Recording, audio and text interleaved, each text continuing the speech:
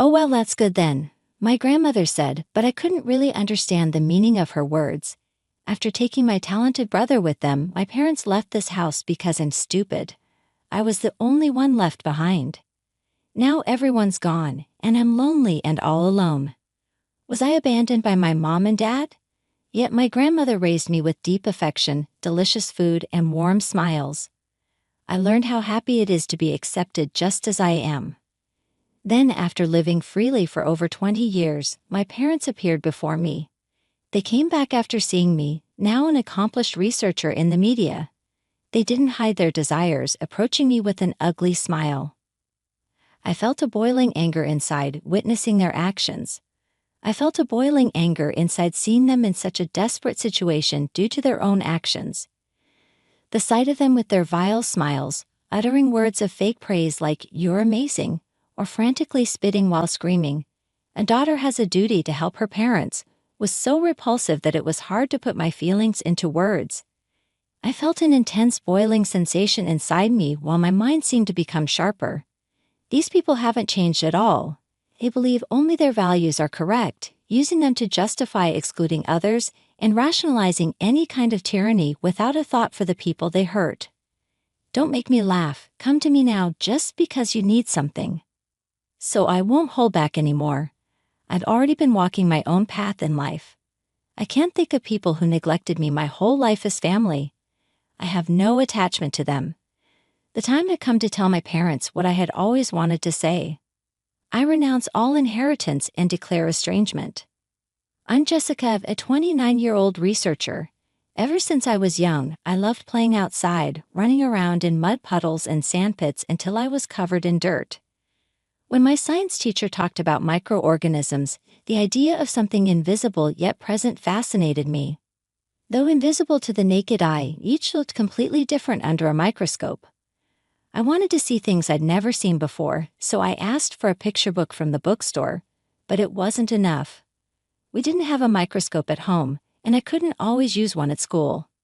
Seeing my disappointment, my teacher taught me about the work of microorganisms. For example, they eat fallen leaves and live in mud. Since leaves and mud were easy to find, I ended up getting muddy while playing outside as I searched for the results of microorganisms' activity. "Jessica, why do you always dirty your clothes? How many times do I have to tell you?" My mother would scold me every time I came home with dirty clothes. But I'd forget when I was playing, especially since my mother wanted me to engage in more traditionally feminine activities. She would say, "You're a girl, so wear a dress. Playing outside isn't something girls should do." Because I preferred the exact opposite kind of play, I often got scolded by her. My tendency to get absorbed in things to the point of ignoring everything else was a problem at school too. During home visits, my teacher would comment, "Jessica often has trouble concentrating in class and can be found daydreaming. She gets easily distracted by things and tends to lose focus." My mother would smile awkwardly, apologize, and gently tell me, "Let's study hard." But as soon as the teacher left, she'd pull my arm and yell at me in a shrill voice.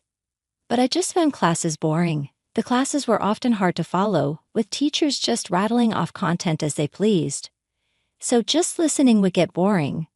Then my mind would wander to more interesting things. That's how it felt. That's why my test scores were always hit or miss. I'd score near perfect on some and then end up in the 20s on others. My inconsistency meant my report card was a mixed bag. The teachers at school would say, "It's way better to have interests, even if it means varying effort, than to have none at all." But having even one subject below average was unforgivable to my parents. They'd throw my report card aside with disgust, saying, "A fool has no place in this house." My parents were always boasting about their own excellence. My mom, a teacher at a competitive high school, took pride in having attended a university with high academic standards. She believed that good grades and getting into a top university were necessary for a great life. I noticed that people around her were somewhat put off by her rigid values, but my mom either didn't realize it or didn't care. Even if she was told, "In today's world, it's an educational society where you graduated from matters a lot. Anyone who doesn't get that is just a sore loser."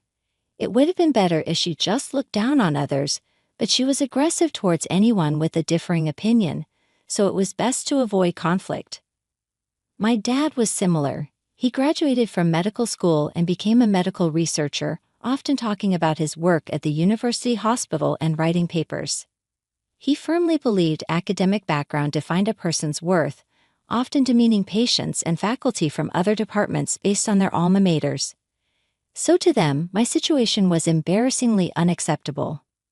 Unfortunately, I had a brother who was the exact opposite of me. He was the perfect child my parents wanted, obeying them and excelling in school. He got luxurious nutrition-focused meals and high-quality clothes. I was the opposite. My meals were leftovers from what my brother and parents had. My clothes were either too small or hand-me-downs from my brother. Once I started prioritizing outdoor play over house play, the frequency of getting new clothes dropped significantly. My brother and I were treated differently based on our parents' values, but I still loved my brother and he was kind to me. My brother, burdened with a ton of workbooks from our parents, was always at his study desk. But he helped me with my homework and even shared his snacks with me, knowing I didn't get any. We both understood without saying it that it wasn't wise to go against our parents. The worst came when I was 9. My parents, busy with their work and my brother's education, gradually treated me as if I were invisible. "Fend for yourself," my parents said, and they stopped preparing my meals. While my parents and brother were eating, I was locked in my room under the pretext of doing homework. I was allowed out when my brother went to take a bath, and then I would eat whatever I could find in the refrigerator. For clothes, I wore whatever was clean and available. However, my muddy clothes were often rejected even from the laundry and left on the floor conspicuously. A tablet was placed showing a video on how to use the washing machine, and I learned how to do my laundry by watching them. I remember feeling relieved that nobody commented. When I managed it myself, there were days when I didn't see my parents at all. They were always busy with work, and on their days off, they focused on my brother. Even if we crossed paths inside the house, there was no eye contact, no response to my attempts at conversation. So I gradually stopped trying to talk, and my parents continued to ignore my existence even more. They read all the school handouts and provided everything I needed for school. So I just thought that was how things were supposed to be. I guess my teachers, being colleagues of my mother, didn't think she would go to such lengths. There was never any communication about it. Then one day, when I came back from school, I found a note on the living room table in our deserted house. "Your brother is going to a new school. We've made this house livable for you." At first, I didn't understand. I had heard from my brother himself that he might be transferring to another school. It seemed it wasn't final at that time, but I guess my parents had arranged everything. But the note said they had made the house livable for me. I read it over and over until I finally realized that I was being left behind. My parents were going with my brother, leaving the house for me, implying that they didn't need me. When I realized that, tears started to roll down my cheeks. I was just so sad because I wasn't good at studies, because I didn't obey, because I dirtied my clothes. No matter how hard I tried to get my parents' attention by doing good things and behaving well, once I did something wrong in their eyes, I was completely ignored. So I was abandoned, and that fact was unbearably sad. I cried out loud, wailing. As it got dark outside, and I grew tired of crying, I started to think again. It's impossible for a 9-year-old child to live alone. Even if I had a house, what about food? Without money, I couldn't do anything, and I didn't want to be alone. Then I remembered when I was little, I used to visit my grandparents often. They were my mother's parents, and I often stayed at their house. My grandmother worked as a caretaker at a foster home a short drive away, and I have memories of going there with her. There were many kids my age, and I'm sure we played together. I think it was the year before last, my grandfather passed away, and my grandmother started living alone in that big house. At that time, my mother and grandmother had some kind of falling out, and I stopped going to my grandparents' house or seeing my grandmother. My grandmother was alone too. With that thought, I desperately searched for my grandmother's contact information. All I remembered was my mother's maiden name, my grandmother's last name. Relying on just that, I searched desperately all over the house and finally found it in an old handwritten contact book under the landline phone. My grandmother's last name and phone number. I had never made a phone call myself before, but it was like clutching at straws. I pushed the numbers on the contact book but realized I needed to lift the receiver for it to work. After doing it 3 times, I picked up the receiver, pressed it to my ear, and dialed the number. I heard the ringing tone, and after a few rings, the line clicked, cutting off the sound. "Yes, hello, Grandma, it's Jessica." She immediately recognized it was me, and right there on the phone, I managed to explain the situation I was in. Then Grandma said, "I'll come right away," and hung up. Soon after, she came to pick me up in her car. When she saw me as I opened the front door to greet her, she seemed to catch her breath. She must have been shocked by my shabby appearance, but I was too filled with relief to care. There she was, the kind grandmother I remembered, right in front of me. I was so happy. I just threw myself into her arms. "Your beautiful hair and your clothes," as she hugged me tightly, Grandma said, stroking my hair. Her touch was so gentle, it made me even happier. "Come on, grab what you need, and let's go to my place," Grandma said, patting my back. She was taking me to live with her. "Yeah, Mom and Dad, they're not coming back, are they?" I hesitated for a moment, feeling as if leaving this house would truly sever my ties with my family. Even though I had just cried so much about being abandoned, but still there was a part of me that was clinging to hope. "I'm just a silly girl they didn't want." "Well, isn't that good?" Grandma said. I didn't understand what she meant by that and looked up at her. "You're free now, Jessica. You're free. What do you want to eat? I'll make it. What do you want? What do you want to do? Free. Of course, we'll have some basic rules, since we'll be living together, just to make sure neither of us feels bad or has a hard time, okay? Yeah, apart from that, you're free. Do lots of things you like, have fun. That's what you can do now." Her words warmed something inside me. Being free to have fun, I wasn't quite sure what that life would be like, but an exciting expectation was growing inside me. Afterward, I moved in with my grandma and transferred to a new school. It was a peaceful rural area where Grandma lived, and the school was small with few students. Maybe because of that, being a new student was a novelty, and everyone was kind to me. The teachers paid close attention to each student, and I no longer got scolded like before. "Jessica, you have things you like. That's great. Research the things you're interested in. There should be books in the library, but remember, balance is important. Pay attention in class, finish your homework, then you can do lots of things you like." Everyone accepted me. They helped me when I didn't understand something. They didn't deny who I was. I think before I was never really seen for who I am, but now they just naturally accepted me as I am. So I started to smile a lot more, and near Grandma's house, it was like a treasure trove for me. It was a place where ancient fossils and buried forests had been discovered, and although no major excavation work was being done now, remnants must still be there. Above all, I wondered what kind of microorganisms had lived and worked in that land. What kind of effects did they have? What were the layers of the earth like? Did different things live in each layer? There was so much I wanted to know. Every day I got covered in mud, running around, exploring everywhere. Once, while digging out of curiosity, I found something like a fossil and was thrilled. Every day was exciting, full of discoveries, and fulfilling. I naturally came to think that this was something I wanted to continue doing for a long time. 20 years have passed since my parents left me behind. Now, at 29, I'm working in a research job specializing in biology, raised by my grandmother. After high school, I went on to college for 4 years to earn my bachelor's degree, followed by a master's and doctorate totaling another 4 years. I successfully defended my doctoral thesis and obtained my PhD, landing a job at a well-regarded research institute right out of school. Right after taking me in, my grandmother somehow got in touch with my mother and insisted she pay for my education and upbringing. Naturally, my mother was reluctant, but Grandma threatened to consult child services, the police, and hire a lawyer to sue her if she didn't fulfill her obligations. Worried about their reputation, my parents begrudgingly transferred the bare minimum amount of money to my grandmother. Of course, that wasn't enough for tuition, so I used grant-type scholarships and honor student programs to complete my studies as quickly as possible. Now I'm working on things I've always been interested in, like fossil excavation, understanding the conditions and age of the land, making my life quite fulfilling. Although research institutes are known for their excessive overtime, often exceeding 100 hours a month, I don't differentiate between working hours and overtime.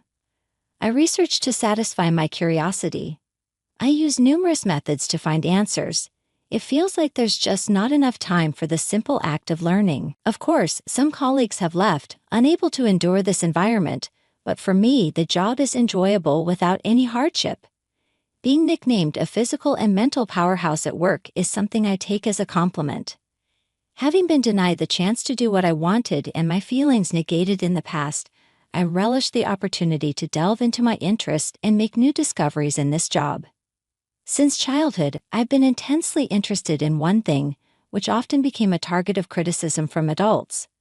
But now I can use this trait effectively in my work. My grandmother helped me learn how to manage this trait, turning it into a strength that I could use as my weapon. As a result, I understood how to study efficiently, improving my grades. I did well in my entrance exams and could fully utilize this trait in my research. I organize and prioritize multiple tasks in my head, completing them one by one. The sensation of my brain nearly boiling over as I scrutinize information and find answers brings an indescribable pleasure. This job is indeed suited for me. Recently, I received an award from a prestigious society for discovering and elucidating the unique functions of a rare microorganism found in the sand samples I analyzed during an overseas fossil excavation. It all started with my curiosity about why this microorganism was present in that particular stratum. As I unraveled the mystery through research, I learned about its critical role in evolution, prompting me to quickly write and submit a paper. This discovery kept me abroad longer than expected, and I got tied up in non-research-related meetings and media interviews, consuming extra time. But I managed to return to the States. Just when I thought I could return to the Institute to continue my other research, I was ordered by the director to take a few days off as a reward, delaying my plans. Since these opportunities are rare and there's not much else to do, I decided to visit my grandmother, so I headed straight to her place from the airport. "You've been busy again, haven't you?" "Not really, it's more that the non-work stuff is bothersome." "Ah, I saw you on TV, that party. You were wearing such a lovely dress." "I was just dressed up and made up against my will. You looked like a completely different person than the usual Jessica."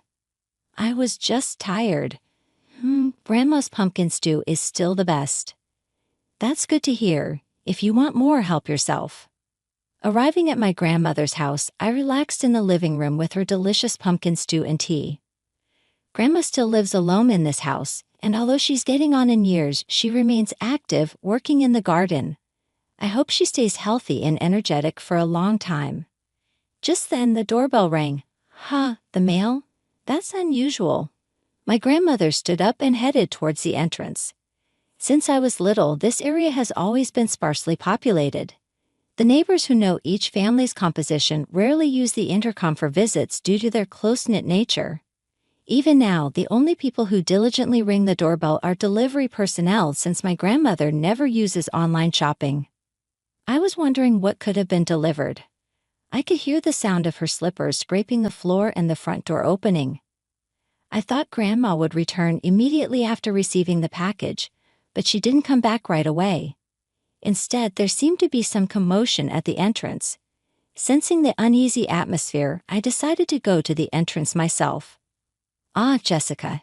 As I left the living room and peeked down the hallway to the entrance, I heard someone calling my name. Behind my turning grandmother at the door stood a man and a woman. It was the woman who had called my name. "Jessica, I'm so glad. I wanted to see you." "Ah, Jessica, come here." At first, I didn't recognize them. After all, it had been 20 years since I last saw them. The two people desperately calling my name with forced ugly smiles were my significantly aged father and mother. Why are they here? What do they want after 20 years of no contact, after they abandoned me 20 years ago? Karen, you and John have no face to show, Jessica. My grandmother raised her voice at my mother. Just stay out of it, Mom. Jessica is my daughter. You never acted like a parent. How dare you, Jessica? Come here. Let's celebrate. You've done well. My parents exclaimed in unison, still yelling. Observing my parents' commotion, I realized they knew about my recent award. They probably didn't expect me to be here, but the only connection they had to me was through my grandmother, so they came here. And by a stroke of bad luck for me or good luck for them, they found me visiting. Keep it down. You're disturbing the neighbors, I stated firmly, and my parents stiffened and closed their mouths. They seemed to be somewhat aware of their absurd behavior. I won't let you inside the house. Just explain briefly why you are here. If you make any more noise or trouble, I'll call the police right away. Now speak. When I urged them to talk, my parents exchanged glances and then began their story. Things changed for my brother after he entered college. He got into one of the top universities, as my parents had hoped. But there he encountered values different from those of our parents for the first time. Bright students have strong wills and aspirations. Seeing his peers pursuing various dreams, my brother began to doubt the academic elitism he had been indoctrinated with and grew to despise our parents' abnormal obsession with educational credentials. My brother disappeared during his senior year of college, leaving a note saying, "Don't look for me." He's still missing to this day. After being abandoned by my brother, who they had invested so much time, effort, and money in, my parents went on a spending spree in their turmoil. To me, it made no sense, but maybe they were trying to fill the void of loneliness with other things. I wanted to say they should have been more concerned about my brother, but I realized once again these people couldn't possibly have such feelings. Naturally, their savings dwindled, and it impacted their real lives. They started lashing out at others at their workplaces. My mother, a teacher, was overly strict with her students and excessively interfered with their futures, eventually causing several students to stop attending school. She also harassed and verbally abused younger colleagues, leading to recordings of her actions being submitted to the Education Board, resulting in disciplinary action. Both parents are being threatened with lawsuits by lawyers from both sides. My father, too, behaved similarly, looking down on colleagues with lower educational backgrounds. He made unbearable remarks and acted high-handedly. Not only that, but he also treated hospital patients in the same manner and even made advances towards female patients he fancied. It seems he'll soon be facing legal issues for that as well. I felt they had reached their limit with no one to stop them. My parents, with tears in their eyes, explained their situation and then leaned towards me. "Jessica, we want to live together as a family, supporting each other, right? You were really our daughter after all. You've done so well, amazing. You must be famous in your field by now. With fame comes authority. From now on, support each other." What do you mean? That was an unforgivable remark. Support each other now, after all this time? But we're family. I interrupted my parents' words with a question, shocking them. Family? What do you mean by that? What do you mean we might share genes, but we're not a family, are we? Why would you say that? My mother's voice grew louder, trying to stop me. I even felt a sense of nostalgia in that unchanged voice of hers.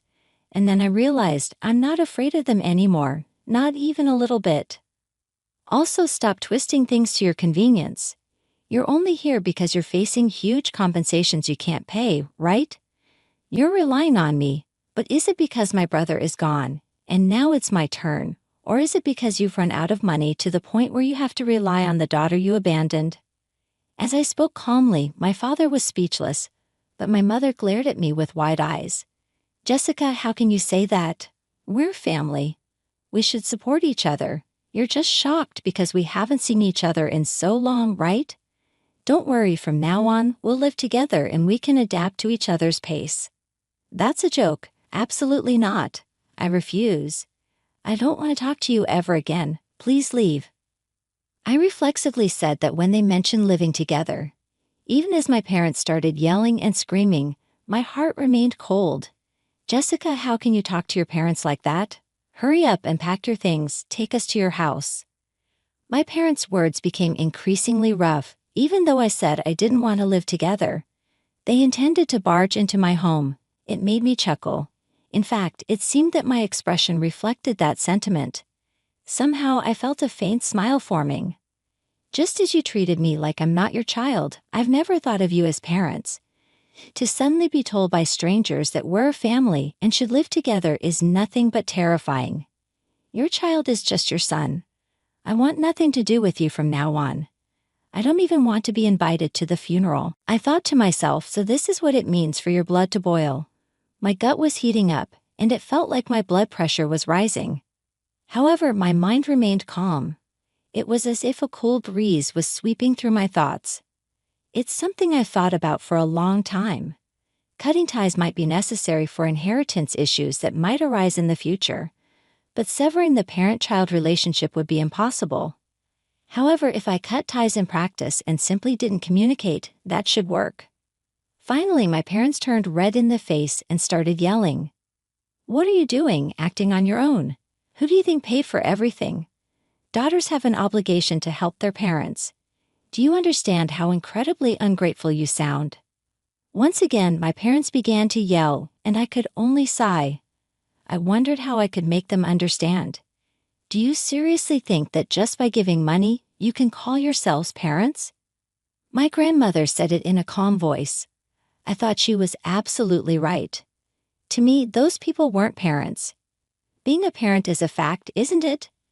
That's right. It seemed my grandmother's words didn't reach them. They continued to make incomprehensible claims loudly. My grandmother sighed at their persistently loud and incomprehensible arguments and turned on her heel. My parents were still shouting. At that moment, I suddenly heard a police siren getting louder and louder. I wondered if there had been an accident, but the car stopped in front of my grandmother's house. Police officers got out of the car, and there was a crowd of people around the patrol car. Even in this rural area, if a loud argument like this happened, the neighbors would notice it quickly. It seemed they had called the police, thinking it was a major incident. Despite being in the countryside, my parents seemed greatly flustered by the appearance of the police. They put on unnaturally friendly smiles and stammered in their responses. When I explained to the police that my parents left with only my older brother and today, for the first time in 20 years, they said they want to live together, the people around us started to murmur. My parents glared at me, but their response seemed to make the situation more believable. The police officers kept my parents away, and in the meantime, we closed the front door and locked all the doors. As expected, my parents didn't come to the house afterward. I heard from the neighbors that my seemingly nice parents had a conversation with the police for a while, and then they left as if nothing had happened. After that, several days passed, but there was no sign of my parents.